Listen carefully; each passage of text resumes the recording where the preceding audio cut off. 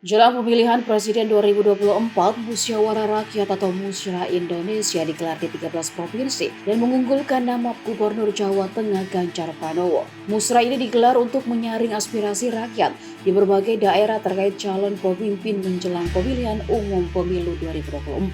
Seperti dilansir dari Kompas.com, dari 13 musra yang sudah digelar, nama Ganjar Pranowo unggul sebagai calon presiden di 4 provinsi, termasuk untuk lokasi di luar negeri. Selain nama Ganjar, Ketua Panitia Nasional Musyawarah Rakyat, Panel Barus, juga memasukkan nama Ketua Umum Golkar dan Gerindra, Airlangga Hartarto dan Prabowo Subianto. Kedua ketua umum itu unggul di 3 provinsi. Ikut pula nama Presiden Joko Widodo dan unggul di 2 provinsi sebagai calon Presiden Harapan Rakyat. Kemudian ada nama Sandiaga Uno unggul di 1 provinsi. Panel mengatakan masih ada sejumlah musra yang akan digelar di beberapa provinsi lainnya. 4 musra terdekat akan digelar di Kalimantan Selatan tanggal 22 Januari, Yogyakarta tanggal 29 Januari, Jawa Tengah 4 Februari, dan Sumatera Utara tanggal 11 Februari. Musra terakhir, kata panel, nantinya akan digelar di Jakarta. Rekapitulasi hasil musra juga akan diserahkan ke Presiden Jokowi.